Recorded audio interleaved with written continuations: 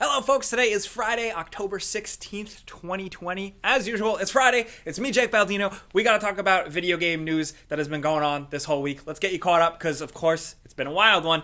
The first story is a pretty unprecedented one, a crazy one, involving Microsoft and Xbox. Now, as you guys probably know, last week we did talk about Microsoft kind of giving a lifeline to GameStop, a partnership involving kind of GameStop getting a boost. The North American retailer will be selling an Xbox Series X bundle, but not only that, they're going to be using new software for backend. They're going to be reworking on their website. They're going to be changing the POS systems that employees use in store, all that stuff. We talked about all that, but now some new details have come out, and this is crazy. I've never heard of anything like this. So essentially, Xbox is purchased from GameStop. That's actually really loud. That's like the loudest table clean I've ever heard. Clean that table quietly. So apparently every Xbox sold at a GameStop store, Microsoft is giving a cut of digital game sales to GameStop. So in layman's terms, if you buy an Xbox via GameStop in-store or online, that Xbox, every time you purchase DLC, a digital game, or a subscription on that Xbox, apparently GameStop is getting a cut of that revenue, which we've never really seen anything like that before. And that's pretty crazy for a console maker, a publisher, Microsoft, to give up something like that. If you think about it, like in the past, GameStop and any other video game store does make a little bit of a cut on selling a physical game in a store, but getting all digital sales, lifetime was actually the word quoted. That's nuts. Now, to be clear, we don't know specifically how big that cut is. It could be absolute pennies, the margins these massive companies and corporations operate on. But still, regardless of how much money it is, the fact that it's like a legacy thing, that's nuts. The big question is that going to be enough to save GameStop? We've talked in the past about GameStop's troubles, its financial woes, its attempts to change things. This seems like the craziest move so far. We were talking about this earlier. You don't think Microsoft and Xbox would give something like that up so easily? So the fact that this deal was worked out, it's pretty nuts. I'm very curious to hear what you guys think in the comments, though. Now, since we are on the topic of Xbox, let's keep with it for a second, because I have one. We have been testing and using an Xbox Series X for the last 2 weeks. He's a big, chunky boy. We can only give first impressions. I'm still going to be doing a before you buy video closer to release. I will also be doing one for a PlayStation 5 because we look at everything here. So far, pretty cool. It seems like a really fun third-party machine. It makes some older games look better. Game Pass on this thing is also, of course, very nice. We haven't been able to test too many like next-gen games yet, other than Yakuza and Dirt 5. So far, so good. They look pretty damn good. They're not like the craziest things in the world. This is, if you're curious, this is the 1 terabyte expansion thing. This thing costs like $200, but if you want to expand it with that proprietary super fast storage, it goes here. But like I said, with older games and stuff, seeing much faster loading times and possible boosts in frame rates so far has been really nice. I am someone that goes back and plays older games quite a bit from last gen and the gen before that. The other takeaway, I really like the slightly redesigned controller. It's got some nice improvements. It brings things over from the Elite controller that I really appreciate. And this thing doesn't get super hot. Contrary to reports, this isn't like on fire or anything. It generates heat like a regular console does, but no cause for concern yet. So maybe hold your horses on everybody freaking out. Again, first impressions, not a full review. We are putting out another video on this topic if you're curious, and probably in like a month or so, check out the before you buy for this Series S and PS5. Flipping over to the PlayStation side though, PlayStation yesterday dropped a video finally detailing the redesigned UI, the menu system, the home screen, all that stuff. We got to see it in action, we got to see it explained, and I like the redesign. The biggest thing I like is that there's still going to be tiles, they're going to be more towards the top, and then there's going to be a separate page for game stuff, and then switch over to another page for media stuff, like if you're using YouTube or Netflix or something like that. That I really like. The card system seems interesting with hints and time estimations for how long the level you're currently in, and bringing up like a help guide video. The picture-in-picture stuff seems really impressive, but I am curious to see how many games will actually take advantage of the card system. I feel like a lot of that is more on the developer side. How many developers are going to implement that stuff, I don't know, but there's probably also a lot of algorithm-y type things here. I said algorithm like it's like a guy. Algorithm. Anyway, that's not funny. Generally, I like it. I like the way the friend and the party chat system is working. As you guys know, PlayStation has been making some changes this week with that stuff. We will talk about that more when we can. We're actually still trying to get the full big picture on that, but I am curious what you guys think of this redesigned UI. Personally, I haven't really been satisfied by PlayStation or Xbox user interfaces in quite some time, so I appreciate that PlayStation is trying. They're changing it again. They pretty much change it every generation, so this one seems pretty nice. Just look at this. Look at the joystick.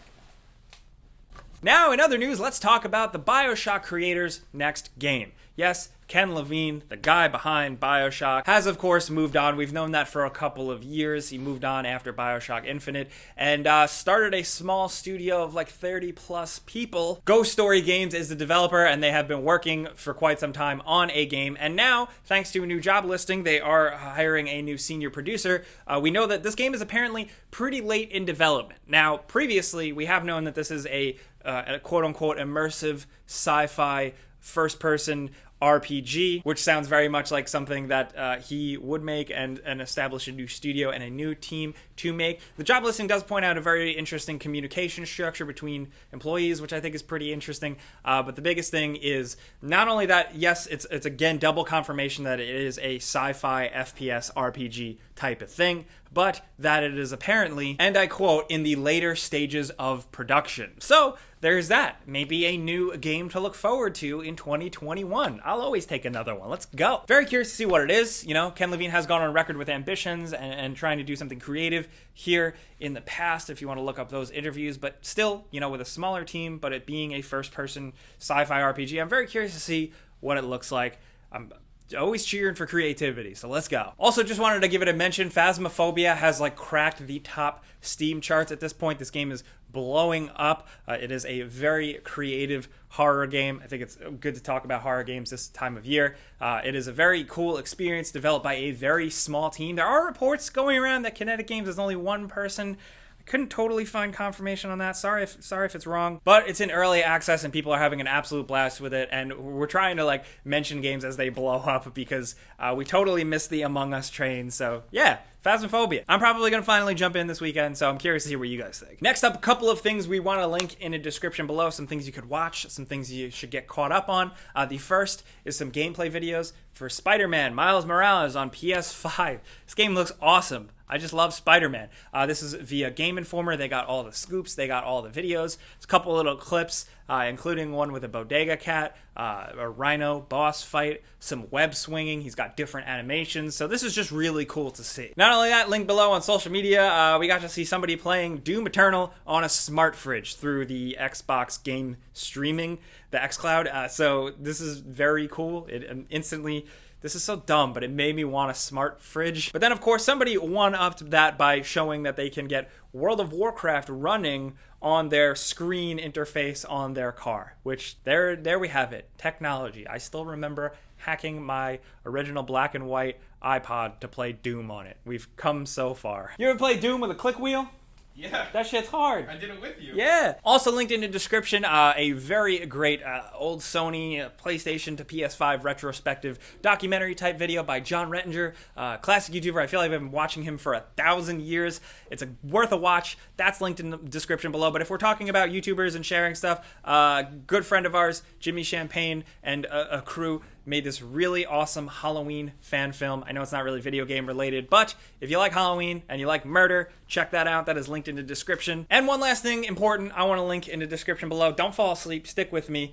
Video game preservation. The Video Game History Foundation has launched a new initiative kind of working towards the preservation of video game assets and how they do it and how they approach it. The biggest thing behind video game preservation is, of course, the source material and how that is saved. So it's really interesting. It's a whole read, and you can donate. I will link that in the description below because I find this stuff fascinating. I know there's other things going on in the world right now, but video game nerdery is still here, so yeah, check it out. Also today, Ghost of Tsushima has that update for it, the 1.1 update, which gives you the Ghost of Tsushima Legends multiplayer mode, which looks really, really cool. Looking forward to jumping into that. Now in other news, let's talk about Cyberpunk. I can't believe we saved Cyberpunk for like towards the end of the video. Crazy! How could we do that? But oh man, so another Night City Wire is out detailing vehicles. We got good looks at motorcycles in the game and actual vehicles, cars and stuff. There are multiple classes from regular old pedestrian vehicles that are kind of beat up to sports cars, muscle cars, tank-like car, trucks and transports. And wow, I gotta say, man, like I've been excited for Cyberpunk, but this video and the looks at these vehicles has really pushed me over the edge, and now I'm like 100% hyped. I know it's like right down the block, but now I'm letting myself really get excited. This looks cool. We got to see a lot of gameplay and action of these vehicles in different environments, including the motorcycles, and looks at some real-world integration with a Porsche in the game, kind of like a cool modded-out Cyberpunk version, and Keanu Reeves' motorcycle company has worked on a motorcycle design in the game, which I think is really awesome. Bikes! No one's gonna get that reference, but just wanted to share a little tidbit of extra Cyberpunk excitement. If you guys didn't see it, I'm ready to go, man. But let's talk about all the stuff going on this week. We got to wrap this up. We got to work on more next gen videos. So I want to hear from you guys in the comments what you're thinking about everything from the Night City Wire. What was your favorite part? Your new favorite little tidbit of information. But also GameStop and Microsoft Xbox. Like, wow. Do you think this is going to make a change? Do you think it's going to save retail altogether? Just GameStop? Nothing at all? Let me know. And of course, what do you think of the PlayStation 5 UI? Would love to know what you're thinking about that, because everyone has a little bit of a different opinion about usability and software and stuff like that. So let us know. And also, again, got the Xbox Series X here, so if you have any questions for when we eventually do the before you buy, be sure to drop those. We want to answer as much as possible. But thank you guys for coming around every Friday, watching us talk the news. Really appreciate you coming by. Hopefully we helped, and if we did inform you, clicking the like button helps us. We would really appreciate that. And of course, if you're new, maybe consider subscribing, hitting that notification bell, because we put out videos every single day. But I'm Jake Baldino. Catch me on the Friday show. Catch me on the Before You Buys. Thank you for watching. We'll see you guys next time. Pizza's on me.